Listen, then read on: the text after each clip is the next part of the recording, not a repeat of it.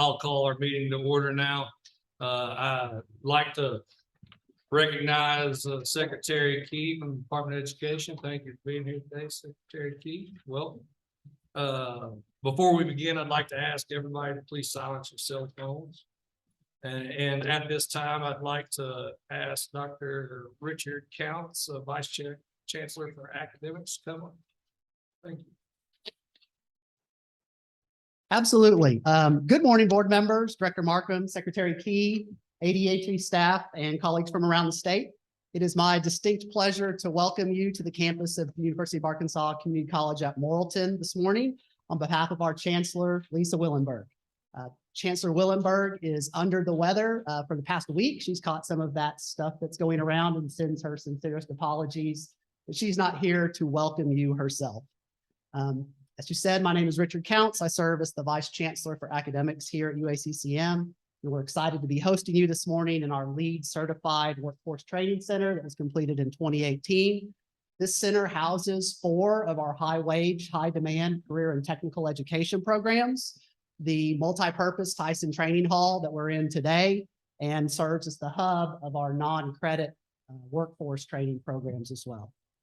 At this time, if you'd humor us, I'd like to show you a brief video that highlights some of the aspects of UACCM that truly make us our community's college.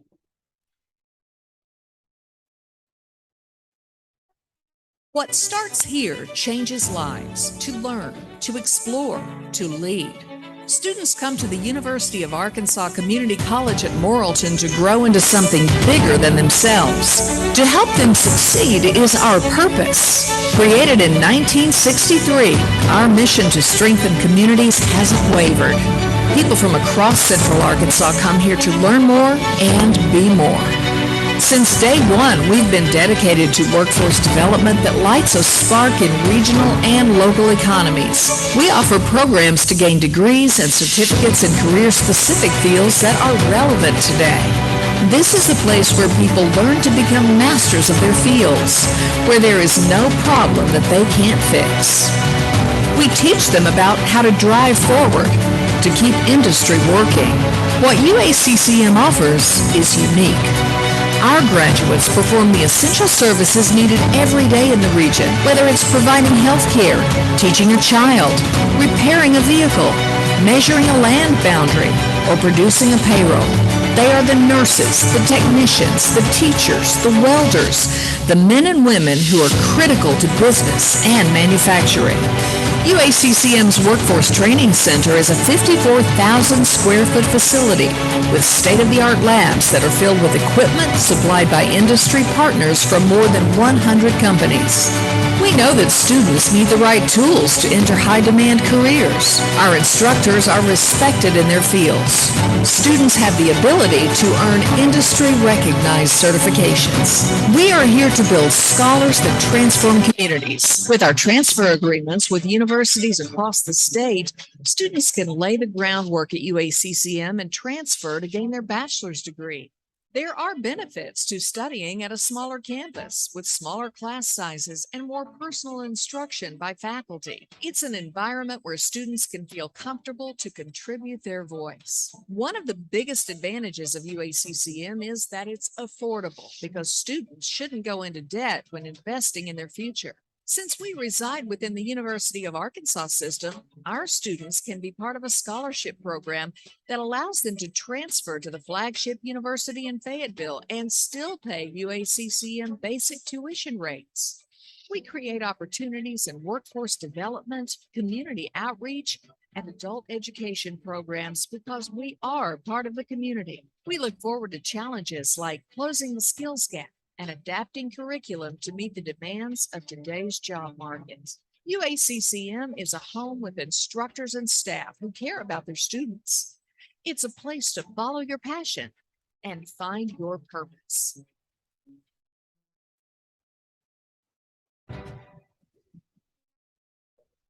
So just wanted to highlight a couple of other aspects. Over the past several years, UACCM has continued to grow to meet the demands of our students, our business and industry partners, and our communities. Between 2019 and 2022, UACCM actually saw increases in enrollment, during which time those gains due to the pandemic were fairly uncommon.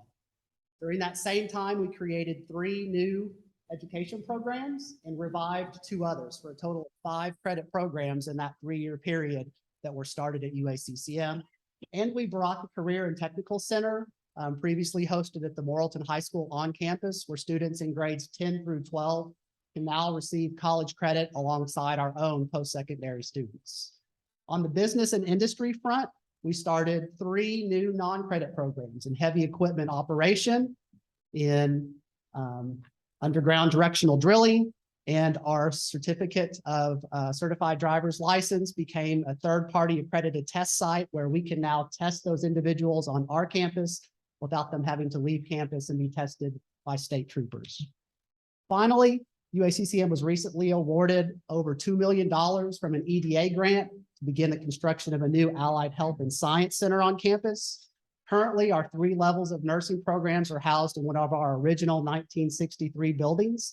And while we've taken great care to provide those students with the best atmosphere possible, we feel like we have the capacity to considerably grow the number of healthcare professionals that we are putting out with the ability to do a new facility. You will be learning more about that new facility in the coming months as we bring that to you, as well as a 4th level of nursing program, medication assistant certified, that will provide additional healthcare workers in those areas. Once again, we're thrilled to be hosting you this morning. We hope you enjoy your time on our campus, and we will have individuals available for a tour after this meeting for any of those and those in our audience who would like to learn more about this facility. Thank you very much. Thank you. Thank you, Dr. Johnson. Thank you to UACCM for their hospitality. What I've seen in the campus so far is very remarkable. Thank you. We'll go right into our agenda items. The first item is an action item, the approval of the minutes of the July 29th, the regular meeting, and the October 7th special meeting. Those minutes begin on page 1 of our agenda book. Are there any questions or any changes to these minutes? I move to be accepted. Got a motion, there, second? Second. All those in favor, please say aye. Aye. Any opposed? Thank you. Agenda item number 2 is also an action item. I'll present the appointments of the nominating committee for the 2023 and 2024 board officers. I'm gonna ask, I've asked Grayson Bigger and Dr. Carr and to join me on the nominating committee for 23 and 24. Do I hear a motion to approve the appointment of the nominating committee for 23 and 24? Second. All those in favor signify by saying aye. Aye. Any opposed? Thank you. Agenda item number 3, Dr. Markham will present the approval of the 2023 coordinating board meeting schedule. Dr. Markham. Thank you, Mr. Chair. Thank you, board. And again, I do want to thank UACCM for being so gracious. As I volunteered them to host this meeting, they were happy to accept. And we always love being here at their Workforce Training Center. They should be very proud of this facility. So thanks, Dr. Counts. Before you have the coordinating board schedule that we proposed for the next year. As you see, we will be at institutions for all 4 meetings. I have tried to spread those meetings across the state in different regions. So we'll have an opportunity to visit 2 and 4-year institutions in various regions, as well as UAMS. So that is the proposed coordinating board schedule for your approval. Any questions? All those in favor? Aye. Aye. Any opposed? Okay, thank you. Moving on to number 4, Dr. Markham will present the director's report. Dr. Markham. Yes, sir. We have 2 new members at the agency. Both of those individuals are working for our AmeriCorps program. We have Hannah Calhoun and Jake Veneta. I was really concerned about mispronouncing his last name, but I did it. So we are welcoming those 2. They began in September and October in the AmeriCorps program. Ms. Bowles announced this during her report during the academic committee, but we wanted to make sure you saw their faces. So our new ICAC members that you approved this morning are Dr. Martin Egensberger, Phyllis Bell, and Nick Stevens. They have all agreed to serve on members of that board. So thank you to those three. Now I'm going to ask Assistant Director Alicia Lewis to come and do a brief presentation on our new financial aid management system.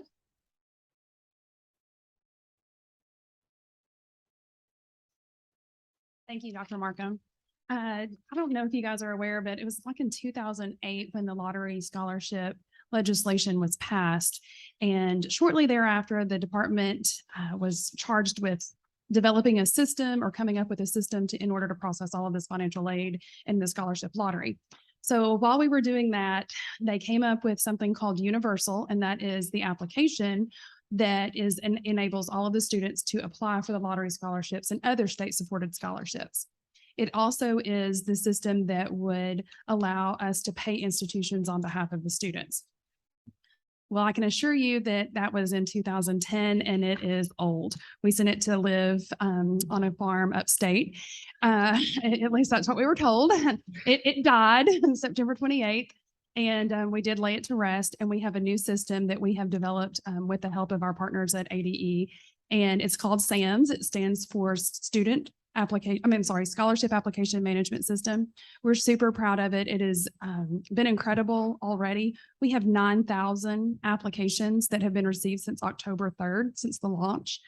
And 9,000 is a really big number. And I was asked by the media if they could compare that to what we had in previous years to see if that was an increase or a decrease. And I said, well, I'm just going to go on a hunch and say it's an increase. But unfortunately, our old system couldn't calculate things like that. So I starting from nothing, it dramatically looks like an increase. We're super excited about it for families that have already made application. They said that the ease compared to, we had a couple of families that reached out to us and said that their students that are older and they went through Universal and now they're dealing with SAMS. They said there's no comparison. It's just clean and easy. We're able to provide a little bit higher level of customer support. We have a ticketing system that we can go in, and for students who are having issues, families who are having issues, we can follow up on those and see exactly where they are in the system and address any of those issues. So we are really excited about it. And I just want to make you guys aware that I've spent the last month going around the state, making sure that people know how to use it and they're really up to date on being able to navigate the system. And I have some t-shirts if anybody's interested. I don't know if you can see that on the back, but Uncle Sam's, we want you to apply for Arkansas Scholarship. Thank you. Thank you so much, Alicia. And we're very excited to have something a little more 2022 available for our students than the 2010 model. So at this point, I'm going to introduce and turn the microphone over to Secretary Key and Deputy Commissioner Dr. Ivy Pfeffer. They're going to speak with you about the educator licensure program, the residency model. And I think that you have some information in your packet about that. There'll be some slides behind you, but you also have that in front of you. So Secretary Key, Dr. Pfeffer.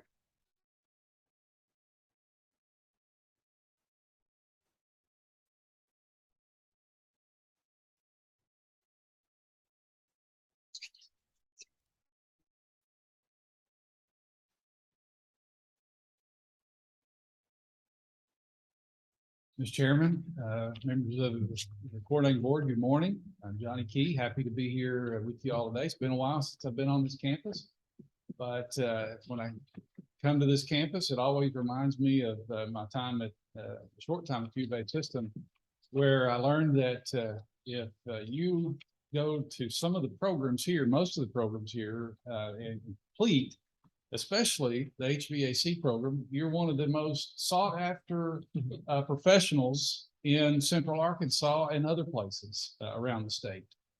So the team here at UACC Morrilton, I just want to say, great job. Appreciate the work you're doing. We're excited today to talk about a program that the team at the Division of Elementary and Secondary Education has been working on And we wanted to make sure it got in front of you, but also in front of the presidents and chancellors because of the importance that we believe this is going to have on the rest of the state. And it's something that fits within the overall Department of Education vision, but also within your vision that you adopted in your strategic plan and the Division of Elementary and Secondary Education mission as well. But certainly thinking in terms of when 2019, Governor Hutchinson's legislation that created state government transformation and the opportunities that came along with that. This is one of those opportunities for partnership between the division, between both of the divisions, between the institutions of higher education and our K-12 schools around the state. But thinking in terms of our strategic plan that we developed at the Department of Education to be kind of that overarching North Star, if you will, but the strategic focus areas that we looked at on building building foundational literacy. Financial literacy is important too, but that's part of one of these other areas. Pathways to a fulfilling career in life. I mean, that is what the mission of higher education is a big part of. Needs of the whole learner and equipping staff and strengthening systems around the state throughout the continuum of education. And then looking at what you have adopted here under these goals, what we see, what Dr. Frecker is going to be presenting to you really fits in with your goals.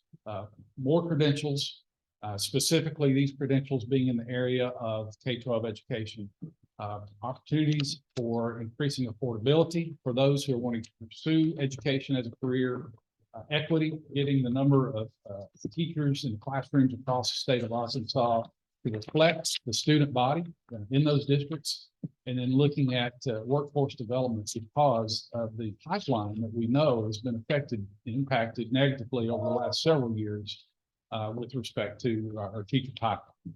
So Dr. Pfeffer has been working very hard on this, along with the team of educator effectiveness in the division, working with the team at the Division of Higher Education, working with our other partners around the state. I'm going to turn it over to her. Thank you, Secretary Ken. Thank you, members of the board, for letting us be here. And so I'll just launch right in. If we're talking about why a teacher residency model, why are we talking about something that may be a little different from what we're currently doing? The things that we have listed here are the logistical reasons, the common sense reasons that, when we think about a residency, we're able to provide people with authentic, quality clinical experiences while they're learning, while they're going to college, while they're getting their the theory that then they need to have to be to put that into practice. But it's also that opportunity to be working while earning a license. And it can begin as early as that student graduating from high school. It can also be something that a paraprofessional currently working in a school can take advantage of. It will, through the opportunities like our scholarships or our AR Futures grants, you're going to improve the affordability for those teachers who are going through a program to get a degree. And ultimately, we believe this is what's going to really help us address our teacher shortage issues. And I'll have some data to share with you in just a minute as far as what impact that this is already having on some of our future numbers. But if we want to talk about also, why is this important from a more realistic aspect for education? Well, let's stop and think about, okay, what does it really mean for a teacher when they walk into a classroom and the importance for them to be day one ready? And that's become kind of a mission of ours in terms of working with our educator preparation programs. How do we help ensure that these educators are day one ready, and why is that important? I can tell you from my experience, I remember the very first week that I taught school in Pocahontas, Arkansas, Pocahontas Junior High. And I'm going to ask Grayson not to go home and talk too much tonight about this because her husband was one of my students during my very first few years of teaching. So, but I was thinking, I remember I was assigned to do lunch duty that very first week of school on the first day of school. And my spot was assigned to be outside. And in those days, we had grades 7, 8, and 9 and the quote playground where these big kids would all go outside after lunch for about 30 minutes was back behind the school. And there was the sand hill was behind, so they couldn't get anywhere. But there was this big tree out there. And I remember seeing this big group of boys congregated over here by this tree. And, you know, I knew enough to think, okay, yeah, I've got to kind of watch things walk around. Well, as I was walking, I could tell they were smoking. And so I thought, okay, I'm going to catch them. Yeah. Okay. And so I get up there. Well, by the time I get there, of course, they put the cigarette out, they've hidden it, you know. And so I try to confront the ones that I knew were smoking. Well, you know, I looked like the stupidest person on earth, as you can imagine, because no one was going to tell on anybody. They were all probably a foot taller than I am. That was back before I wear my heels now. But I just remember thinking, I don't know what to do. I don't know what to really do because they're not doing what I'm telling them to do. And so I think about that example, and I think about the increasingly complex things that our teachers deal with today. And I think about all of the opportunities that you don't get when you're just in a school for a very short time in a very structured clinical experience. So what if we open those doors so that we give our students the opportunity to start out very early on, being able to work in a school, being able to learn. And by the time they actually complete that 4-year degree and get into that first real teaching job, they've got years of experience. And so this is a short video clip. I don't know how many of you watch Abbott Elementary. If you don't, it is a fun show to watch. But I think this also provides a real world example of, how do we help people be day one ready? I have enlisted the help of one of Abbott Elementary's finest. Now, come on, show us what you got. What, here? Here, you can get this kid. Horse here. Come on, teach us something. All right. Farmer Hank has 7 turkeys. Then he buys 6 more. How many turkeys does Farmer Hank now have? Is one of the turkeys pregnant? One of my kids asked the same thing. Because it's a good question, and it shows that they're using critical thinking. It's irrelevant. No, it might be silly to you, but to them, it might be an important question that if they don't get it answered, they can't focus. And diversions are an important part of learning. Otherwise, they're just memorizing. Memorization is how I learned all the state's capitals. Juneau, Salem, Madison. I keep going. In my class, we do silly voice time to, you know, break up the day. And it makes learning more fun, too. Okay. Follow my lead. Here we go. What's happening? Oh, come on now, son. Moving those hips a little, it is not going to kill you. Now, let's do this math problem again. Oh, what's Turkey Farmer's name? Hank? Yes. Right. Hank has 2 turkeys. He gets 2 more. How many turkeys? Hank has 2 turkeys. He gets 2 more. How many turkeys? He has 4. Yes. Or 6 if one of the turkeys is pregnant with twins. Oh, see? Who told you learning can't be fun? Okay, so that is just an example of the kinds of things you run into every day. Ridiculous questions that come when you are so intent on, I've got something to teach you today. But guess what? As a new teacher, if you don't know and understand that they're asking those questions for a reason, and if you don't acknowledge that, that's going to be a brain block for those young ones. That's going to be something that's going to inhibit their learning. The making learning fun. I'm not a funny person, and that's a struggle for me to try to step out and be fun. But guess what? That's part of what teachers have to learn, stepping out of that comfort zone, but having a safe place to do it, having a safe place to practice, having mentors there who can help. And so that is what this residency model is all about. And so you have a handout, and we've got some for everyone else just to have. But at a very simple level, the residency model has 3 levels.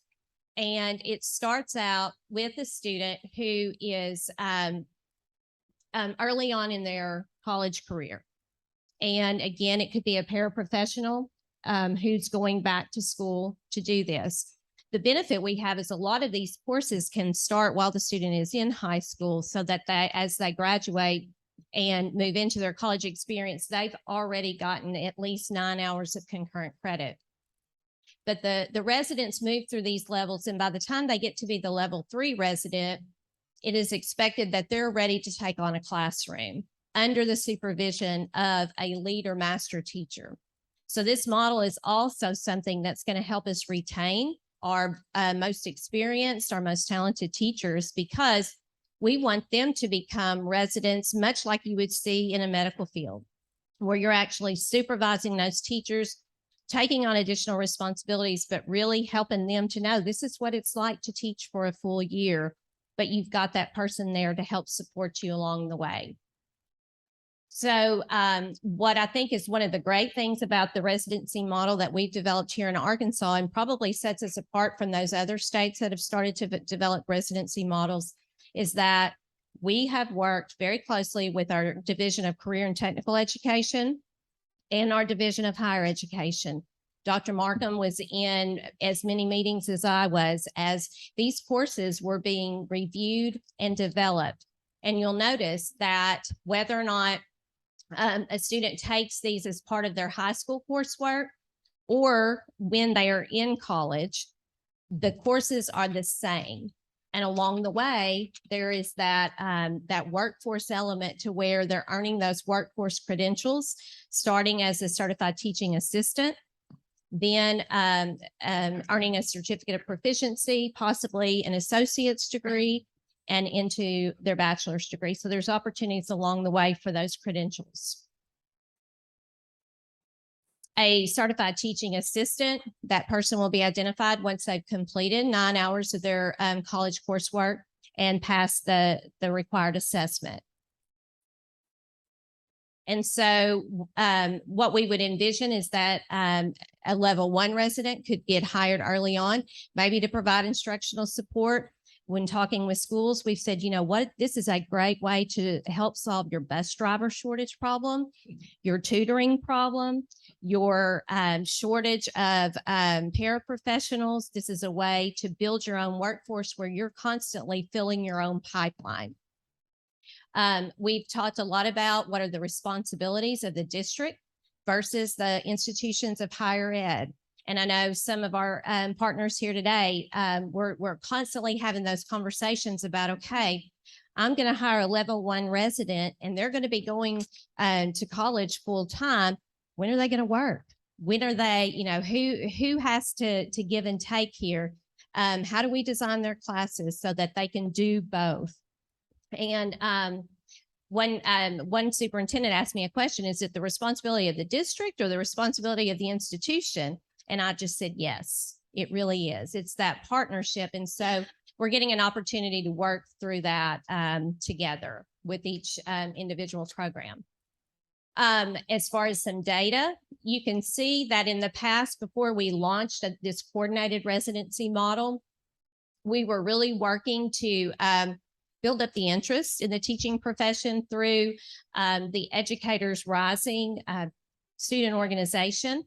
So we're gaining a lot of momentum with the student organization, but the number I want you to look at are the pre-educator programs of study in high school. So you can see that in the 2020-2021 school year, there were 80 students. And then that next year last year, there were 136. We pulled our numbers yesterday, and we're going through and really examining those closely. But the numbers in just the foundation course, the intro to education, we have over 1,200 students enrolled in that foundation course. If those students persist through, that is 1,200 students that will be transitioning to higher education very soon and can immediately start this process if they're able to earn that certified teaching assistant credential. That's the good news, right? Going from where we're looking at 136 up to 1,200, phenomenal increase.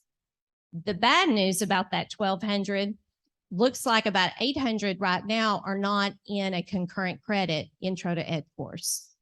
And so that's where we're going to be asking our partners that we need to go back and look to see, are we missing opportunities for those students to take these courses for concurrent credit? Because what we don't want is in a year or two, they're all excited about becoming a teacher and then they transition and have to retake those courses. So we're going to be going back. We're going to look and see if any of those students are miscoded, but at the very least, we're going to be reaching out to our higher education partners to say, hey, let's find out what are the barriers and how do we solve those.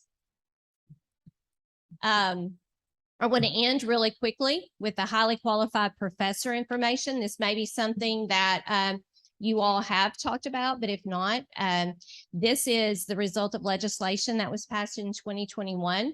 And what it does is it allows our college professors to have an education degree, to get their educator license if they have these qualifications. And we've worked through it so that there should be very few barriers for them to be able to have a teaching license. So again, we see that's a great way to foster that concurrent credit conversation, foster those partnerships, and provide some opportunities for our K-12 institutions working with higher ed to collaborate more. So we can have this presentation shared that with everyone who's here. This website will walk everyone through everything. There's all kinds of information that I know I'm not covering today, but I'm going to stop there and see if you have questions, and we can take note of any next steps that we may need to do. Are there any questions? I'm gonna be singing that jingle all the way home. Yeah, 4 unless the turkey's pregnant with twins. So Thank you. Thank you so much.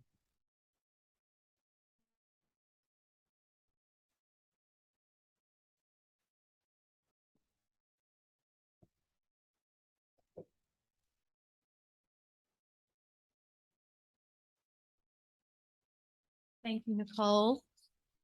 Oh, any questions? No. Okay. As always, the full report of activities in my office are located in your board book, I believe on page 4-1. So you can see my travels. This is the best time of year. It's football season. I've been crisscrossing the state every weekend to present those big checks to all of our institutions on behalf of the students. So that's a great opportunity for us to talk about scholarshiping and remind the communities across the state of our investment in their students and their local economies. So you'll see that there. I did want to give you an update. We are still working through our 5-year report on our productivity funding model. And I had Mason put a slide together of all the things that are going to be contained in that report. That will be part of our January board meeting. I think our January meeting will be much heavier than this one. So we might want to plan for a lunch on that day, because not only will we have our 5-year report, but we will also have a guest here from the National Higher Education Management System. I missed it. National Council for Higher Education Management Systems, NCHMS for short. Many of you are familiar with NCHMS, but they have entered into an agreement with ADHE to perform our statewide roll and scope review. So Brian Prescott is the newly appointed president of NCHMS, and he is going to be the principal investigator on that report. They will be conducting a statewide study of both supply and demand, looking at the institutional roll and scope statements as they stand and identifying any opportunities for us to expand roll and scope, should that be warranted based on local or statewide needs. So Brian will join us in January. He's coming from their offices in Boulder to address this group, to talk about what his process will look like and answer questions at that time. So that will happen then. I also wanted to let you know that the legislature did approve this week your recommendations for funding for our institutions for the next the next fiscal year. So that was approved as recommended by the board. And that is my report, Mr. Chair. Are there any questions for Dr. Markham? Thank you. Sure. I'll believe you're still up. Agenda item number 5, Dr. Markham will present the annual report on the credentials award. Unfortunately, I will be presenting that. Sonia Hazelwood is also under the weather. I got that message just before I pulled into the parking lot. So she is not here to present that report. So I will do my best to get through that. There are several slides and they're also in your agenda book with a lot of charts. So every year we provide this report in October for the previous academic year. That's July 1st of 21 through June 30th of 22. So that's all of the credentials provided by all of our institutions for a full academic year. So the headline here is that our credentials increased by a little over 12% over the last 5 years, which is the ultimate measure of whether or not we're making progress for our previous strategic plan and the goal of the productivity funding model. So we are up significantly. Most of the increase in this last year has come from our 2-year college sector, and almost all of that increase has come from our short-term certificates. So our certificates of proficiency and our technical certificates. So I'm not going to talk through all of these slides because you have them in front of you. What I would rather do would be to answer questions that you might have about what may have been driving increases or decreases, or if you have any questions for institutions about what's going on. Again, technical certificates and certificates of proficiency drove the majority of that increase. We were down a bit in baccalaureate degrees. We were up some in the post-baccalaureate degree sector, but it's variable by the type of professional degree above that. Are there any questions for Dr. Markham? Setback and second years of English. I can't tell from the bar graph, they look so close here. Which one? Total credentials awarded. Total credentials awarded. I see the 3 numbers, but I can't tell from the gold bar graph. So 19, 20, and 21 were relatively flat on total credentials. There was just a tiny bit of variation. We've seen between 18 and 22, though, a pretty big jump. We jumped in 19. We were flat for about 3 years, and we just took another step up.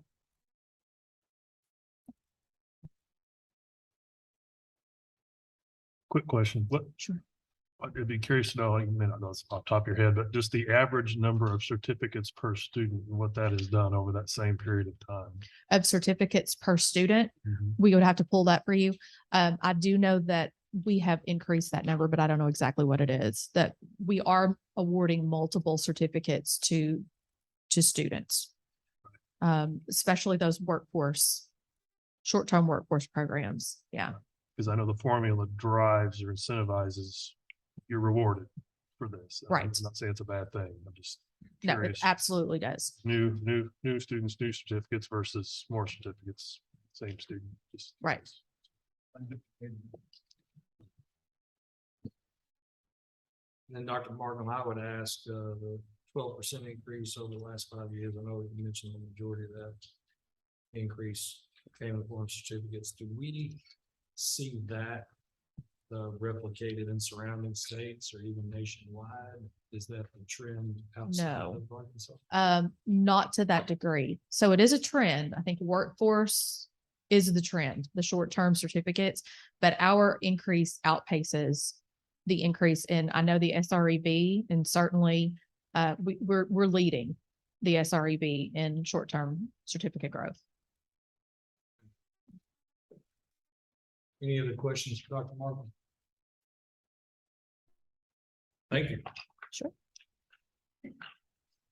Next item on our agenda is information, item number 6. Mr. Mason Campbell will present the report on academic programs. Okay.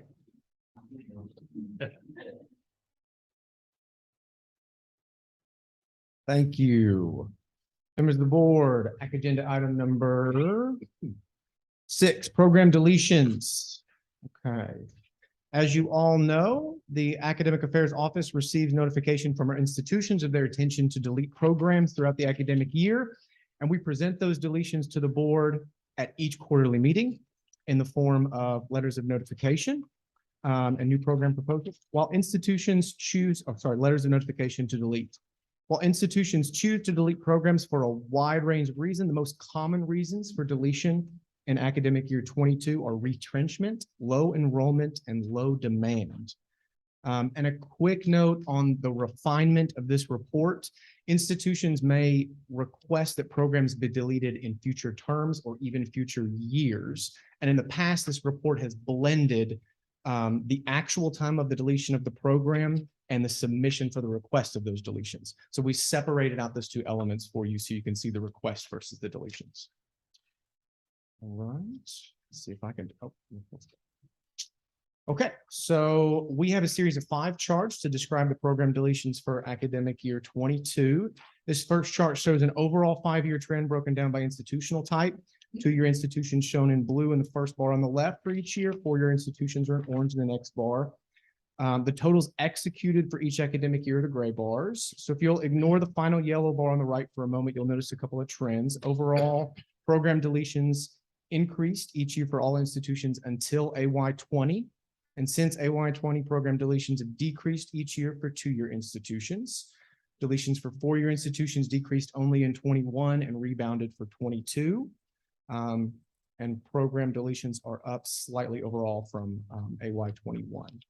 And then if you'll focus on the gray total deletions bar and the yellow submission bar for AY22, you'll note that although 59 deletions were executed, our office received only 47 deletion requests. Of the 59 executed, 32% are from 2-year institutions and 67% from 4-year institutions. Okay, moving to the second chart. Breaks the program deletions down by degree level and keep it consistent with the color assignments. 2-year institutions in blue, 4-year in orange. The 2 levels with the most deletions are at the bachelor and master's degree level with 17 and 11 deletions respectively. All right.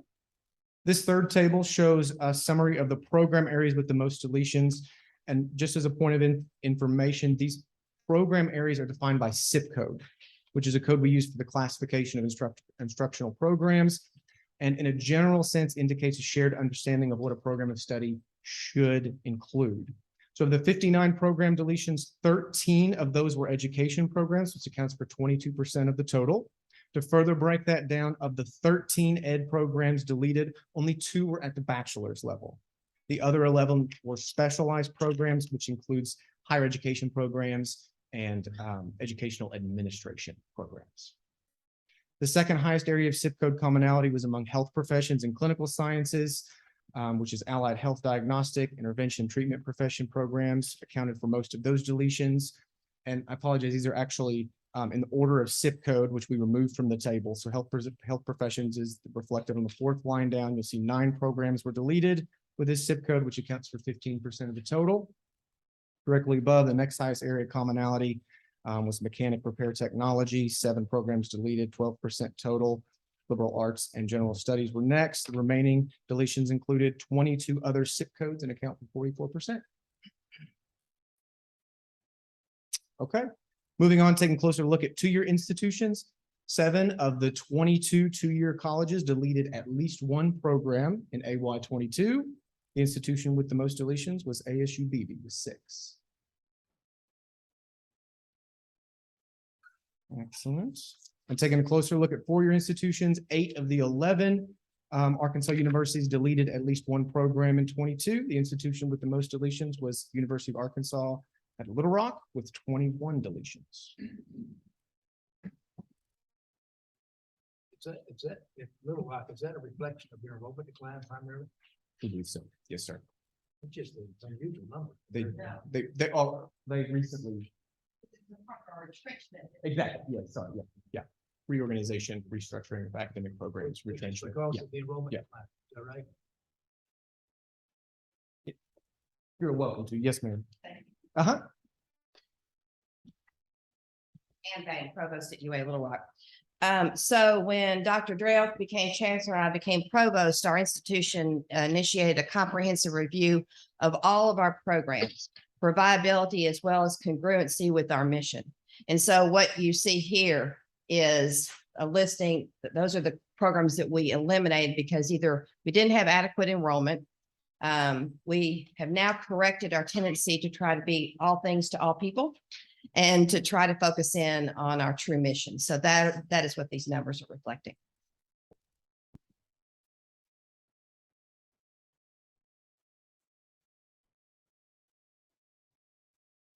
That concludes my report. Are there any questions for Mr. Campbell? One question on the CIP categories of the 13 education programs that we, was there a specific one that stood out that you recall which education programs? They were highly specialized, Dr. Cash, for the most part. I don't know the 2 bachelor's programs that were deleted. But I don't believe they were indicative of licensure programs. So, yeah. Any other questions? Thank you. We'll move on to agenda item number 7, the information item. Mr. Campbell will present the annual status report for sexual assault prevention on campus. Thank you, Chairman Brodell. Under Act 563 of 2017, the Arkansas Higher Ed Coordinating Board requires institutions to develop a plan of action to address the prevention of sexual assault on college and university campuses.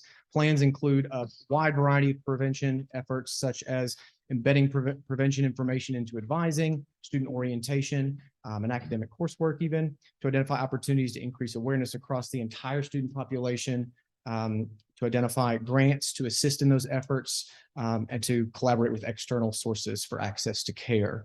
For the 21-22 academic year, all institutions have submitted plans to ADHE, and those institutional reports are on file, and staff can provide copies upon request. This item is for informational purpose. This concludes my report. Any questions for Mr. Campbell? Thank you.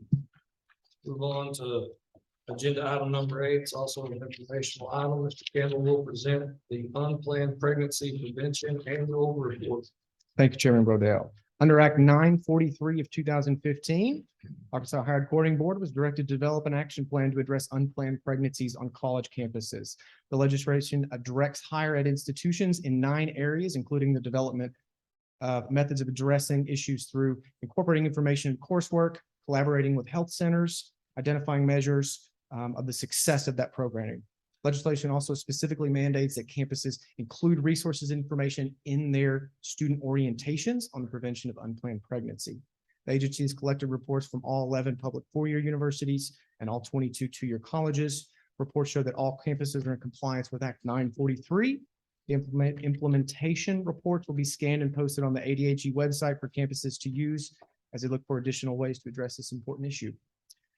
This is for informational purposes. This concludes my report. Any questions for Mr. Campbell? I do have a question on this, and I just want to make sure we are just validating that this is done at every institution, that it is included in their orientation. We are not validating the substance of it or the scope of it. It's just that something is included. It is, yes, it is. It is required to be included. The plans and the reports that we get back indicate that it is done. Wonderful. Yep. Thank you very much. Any other questions? Thank you, Mr. Thank you. We'll move on to the report of the Finance Committee. Mr. Hoop. As earlier, we talked about the Finance Committee recommends the approval of agenda items 10 and 11B. Do I hear a second to the approval of agenda items 10 and 11B based on the Finance Committee's report? All those in favor signify by saying aye. Any opposed? Thank you, Mr. Hoop. We'll move on to the report of the Academic Committee. Dr. Shaw. Yes, we recommend the approval of items 12 to 14. for the full board. Do I hear a second? Second. All those in favor signify by saying aye. Aye. Any opposed? Thank you, Dr. Carr. We'll now open the floor to any presidents or any chancellors who wish to address the board for any comments.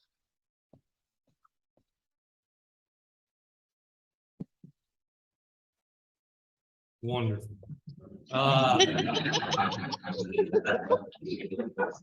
You throw it out there, you gotta get ready for the curveball.